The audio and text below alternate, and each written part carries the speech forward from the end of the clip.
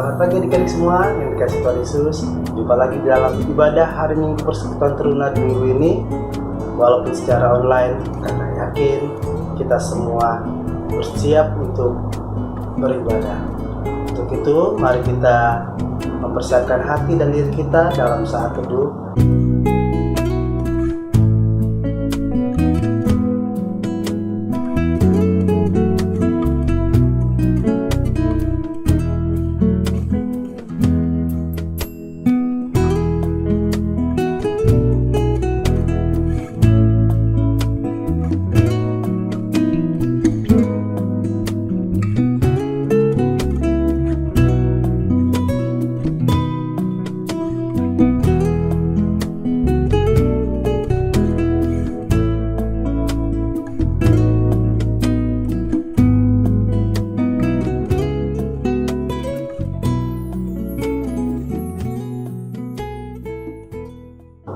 Masih dalam sikap berdiri, mari kita memuji dan memuliakan nama Tuhan yang diambil dari Gita Bakti 24.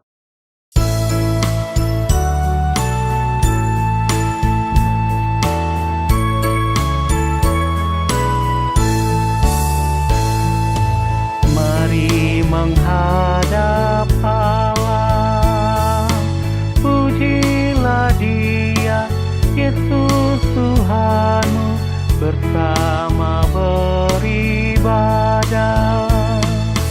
Angkat suaramu, nyanyi gembira, kita semua jadi satu, satu di dalam kasih-Nya. Tiada lagi perbedaan, sebagai anak-anaknya, mari berpadu suara, nyanyikan haleluya.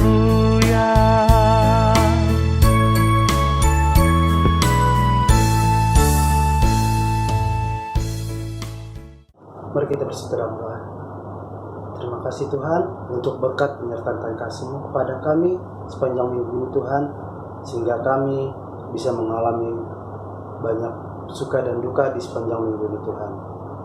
Tuhan, sebentar lagi kami ingin beribadah, memuji memuliakan nama-Mu. Berkati ibadah kami ini mulai dari awal, pertengahan, hingga pada akhirnya. Terima kasih Tuhan Yesus. Amin.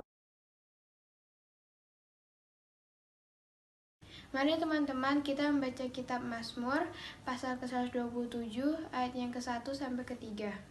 Berkat Tuhan pangkal selamat. Nyanyian ziarah Salomo. Jikalau bukan Tuhan yang membangun rumah, sia-sialah usaha orang yang membangunnya. Jikalau bukan Tuhan yang mengawal kota, sia-sialah pengawal berjaga-jaga. Sia-sialah kamu bangun pagi-pagi dan duduk-duduk sampai jauh malam, dan makan roti yang diperoleh dengan susah payah, sebab Ia memberikannya kepada yang dicintainya pada waktu tidur. Sesungguhnya anak-anak lelaki adalah milik pusaka daripada Tuhan, dan buah kandungan adalah suatu upah.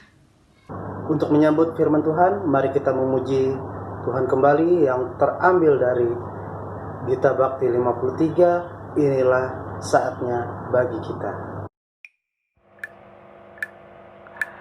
Inilah saatnya bagi kita mendengarkan firman Tuhan.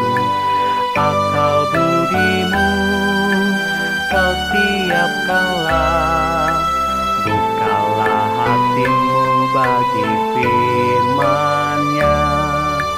Mari berdoa, minta Roh Kudus menuntunmu.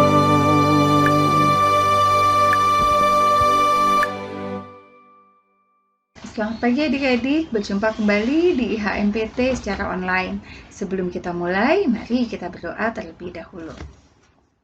Tuhan Yesus, kembali kami mengucap syukur atas kasih penyertaan-Mu Tuhan, atas kehidupan kami. Tuhan Yesus, bentar kami akan baca firman Tuhan, layakkan kami, kuduskan kami, sucikan kami, sehingga kami boleh memahami firman Tuhan, terlebih kami boleh melakukannya dalam kehidupan kami hari lepas hari. Berbicaralah Engkau Tuhan, kami siap untuk mendengarkannya. Amin. Ya, baik adik-adik. Mari kita buka Alkitab pada hari ini yang diambil dari Kisah Para Rasul 19 ayat 1 sampai 12 yang demikian bunyinya. Paulus di Efesus. Ketika Apolos masih di Korintus, Paulus sudah menjelajah daerah-daerah pedalaman dan tiba di Efesus.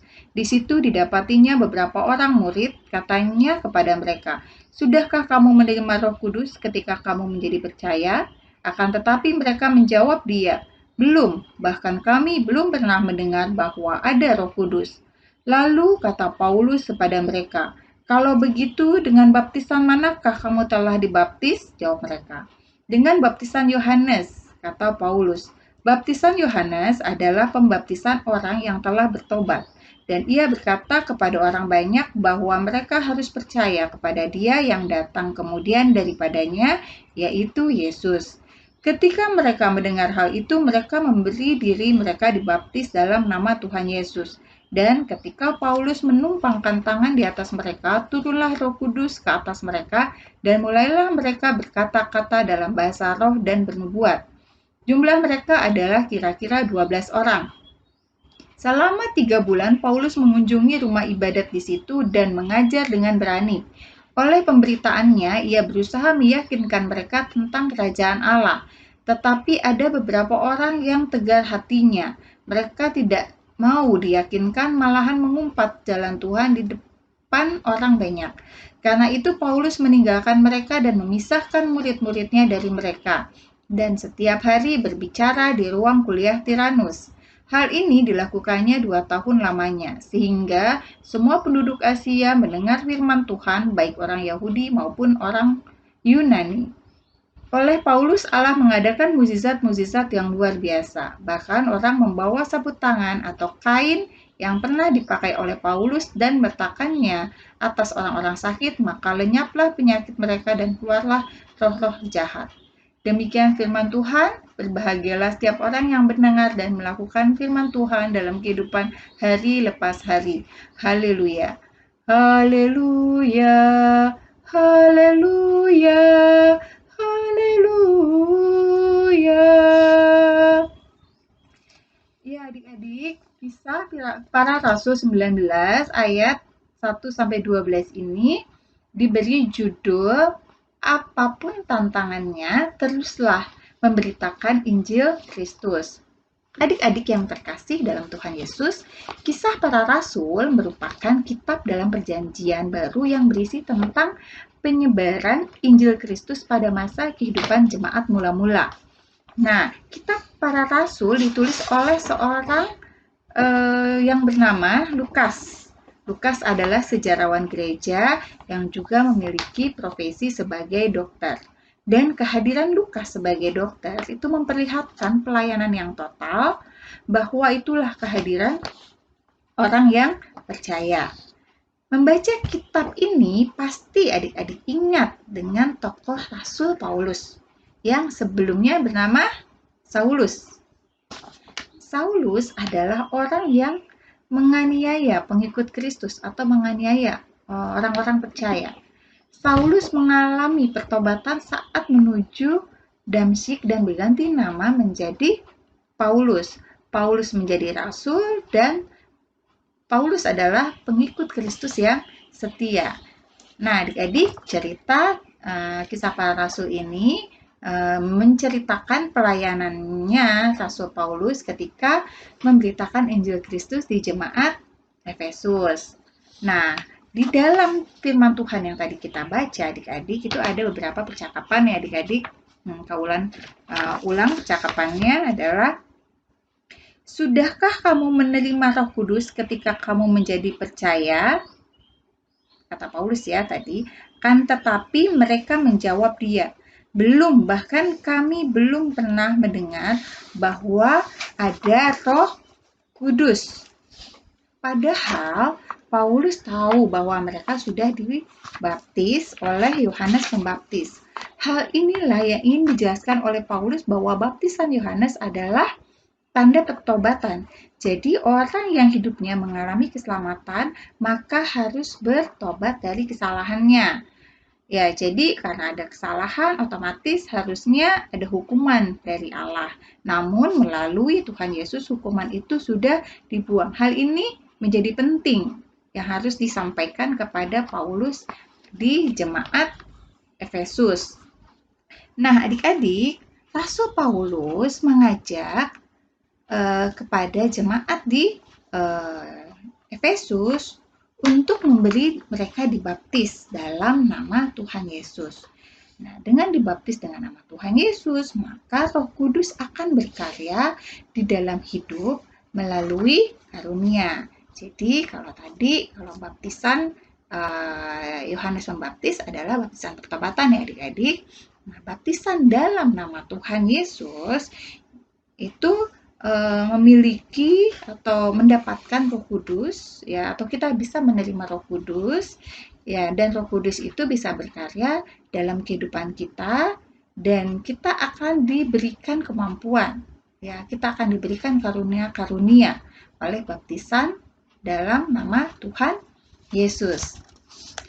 Nah, dari Kisah Para Rasul 19 ayat 1 sampai 12, apa sih yang mau kita pelajari adik-adik? Yang pertama adalah baptisan itu adalah lambang yang dimeteraikan atau ditetapkan bahwa kita adalah milik Kristus.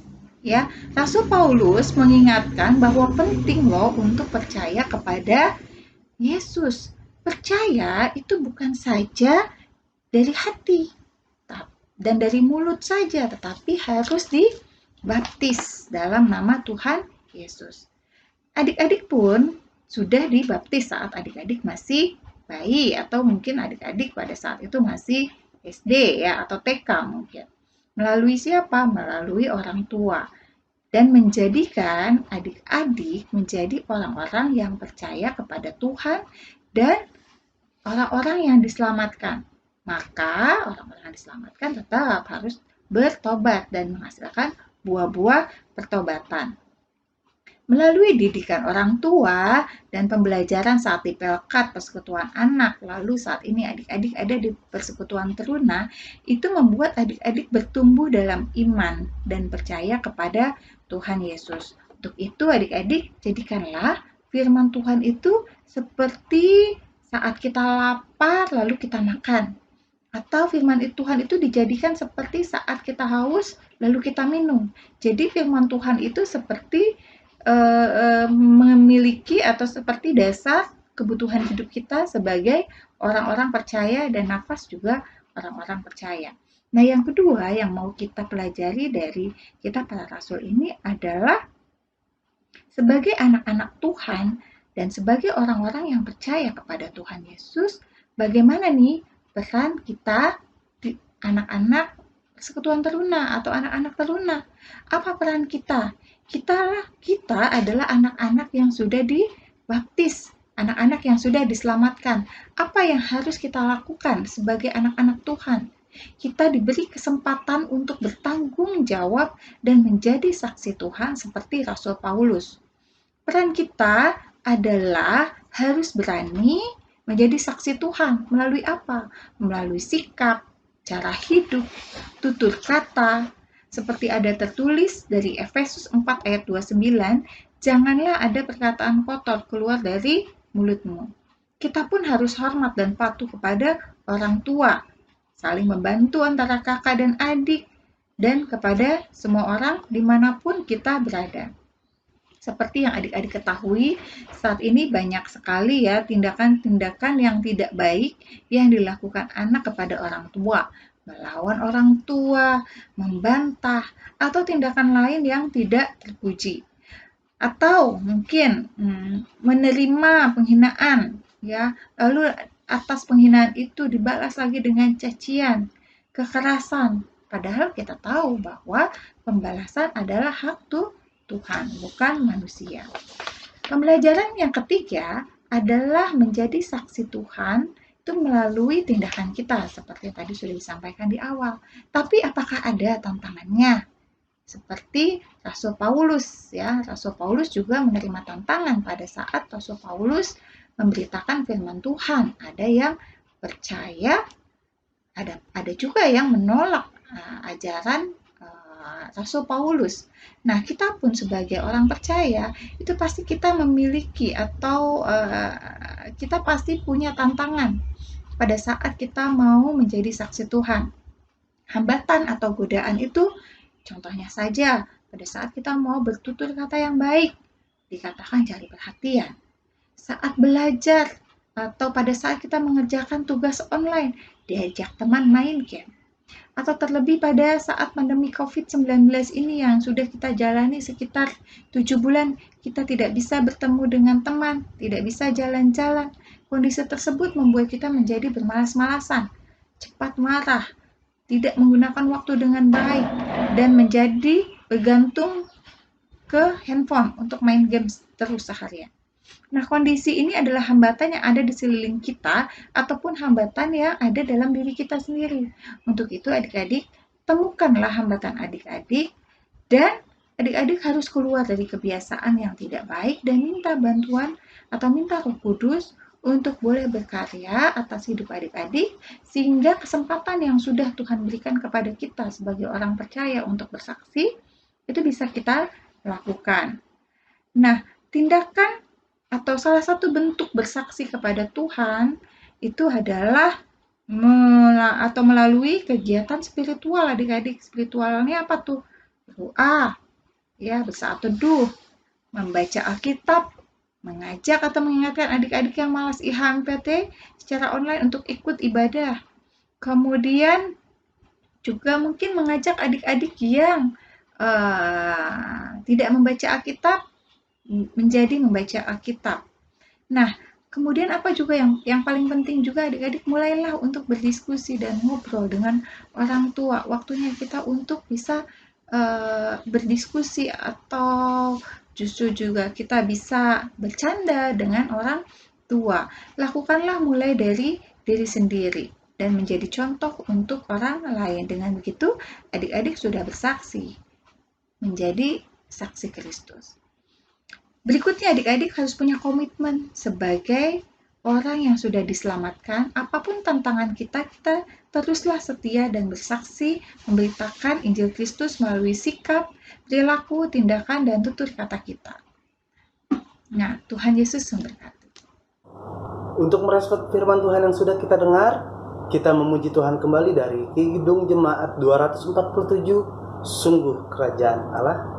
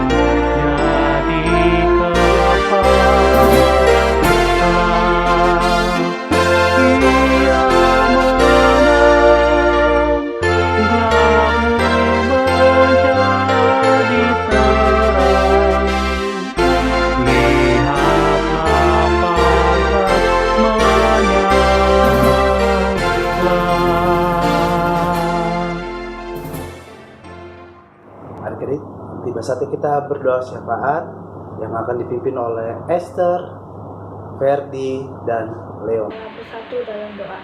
Ya Tuhan, Esther membuat doa untuk bangsa dan negara kami ya Tuhan. Semoga bangsa dan negara kami selalu menjadi maju dan kuat. Berkatilah pemerintah dan pemimpin-pemimpinnya ya Tuhan, terutama untuk Pak Jokowi ya Tuhan. Semoga Tuhan anugerahkanlah mereka di hikmat dan kebijaksanaan dari Tuhan. Esther juga mau berdoa untuk gereja kami ya Tuhan. Berkatilah pendeta, majelis-majelis dan kapelayan dan pengurus-pengurus gereja Horeb ya Tuhan. Semoga gereja ini tambah maju dan selalu dilindungi oleh Tuhan. Terima kasih ya Tuhan. Dalam nama Tuhan Yesus berdoa, ya Tuhan yang baik, puji syukur kupanjatkan hadirat-Mu yang terus memelihara sepasang orang tua untuk menjagaku. Terima kasih Tuhan, karena Engkau masih memberkati aku dengan orang tua yang peduli kepadaku. Tuhan, hamba juga mau berdoa untuk teman-teman hamba yang di luar sana. Berkatilah, beri kesehatan, dan lindungilah teman-teman hamba Tuhan. Terima kasih ya Tuhan. Jangan lupa juga kami berdoa untuk pasien yang positif virus corona. Biarkan Engkau yang memberikan kesembuhan dan kekuatan dalam menjalani setiap pengobatan. Dan kepada para dokter dan tenaga medis, biarlah Engkau yang menopang mereka, memberi kekuatan dan kesehatan, sehingga mereka dapat menjalankan tugas panggilan mereka untuk dapat membantu menyembuhkan para pasien. Tuhan, doa ini jauh dari kata sempurna, maka kami sempurnakan dengan doa yang telah Engkau ajarkan kepada kami. Bapa kami yang di surga, dikuduskanlah namamu, datanglah kerajaanmu, jadilah kehendak-Mu di bumi seperti di surga. Berikanlah kami pada hari ini makan kami yang secukupnya, dan ampunilah kami akan kesalahan kami, seperti kami juga mengampuni orang yang bersalah kepada kami. Dan janganlah membawa kami ke dalam pencobaan, tetapi lepaskanlah kami daripada yang jahat. Karena Engkaulah yang mempunyai kerajaan dan kuasa dan kemuliaan sampai selama-lamanya. Amin.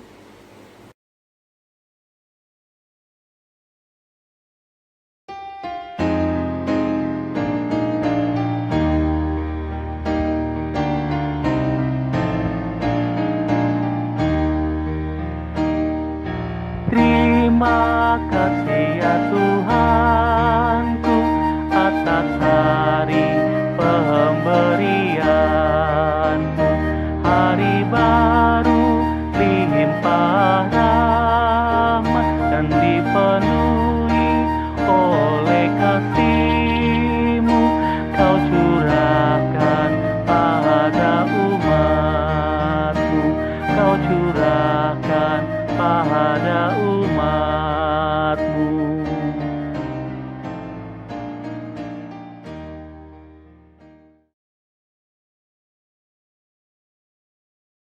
Teman-teman, kita bersatu dalam doa. Kembali kami mengucap syukur kepadamu ya Tuhan. Di saat ini kami telah memberikan persembahan syukur kami. Berkatilah persembahan syukur kami ya Tuhan. Besar ataupun kecilnya persembahan kami yang tadi kami berikan, kiranya berguna untuk kemuliaan-Mu ya Tuhan. Ini doa kami ya Tuhan, hanya di dalam nama Tuhan Yesus, Juru Selamat kami yang hidup.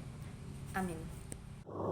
Untuk menutup ibadah kita pada pagi hari ini, mari kita berdiri kembali dan memuji Tuhan kembali dari Gita Bakti 121, Hai Pergi dan Wartakan.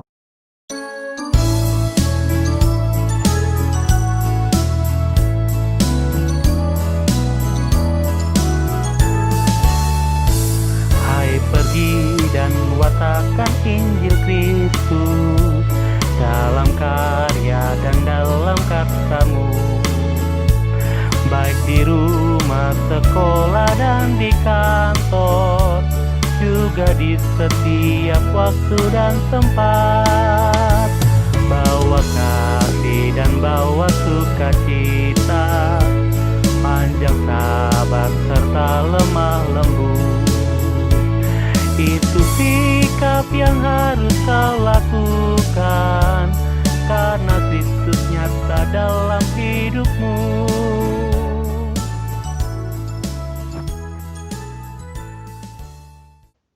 Adik-adik yang dikasihi Tuhan Yesus, kita akan mengakhiri ibadah pada minggu pagi ini. Mari kita satu di dalam doa. Tuhan Yesus, kami mengucap syukur atas ibadah yang boleh kami lakukan pada minggu pagi ini. Biarlah Tuhan Yesus apa yang sudah kami lakukan dalam bentuk puji-pujian, ucapan syukur, doa Tuhan, dan firman Tuhan yang boleh kami dengar pada hari ini, itu boleh menjadi berkat bagi kami, dan kami boleh melakukannya dalam kehidupan kami hari lepas hari.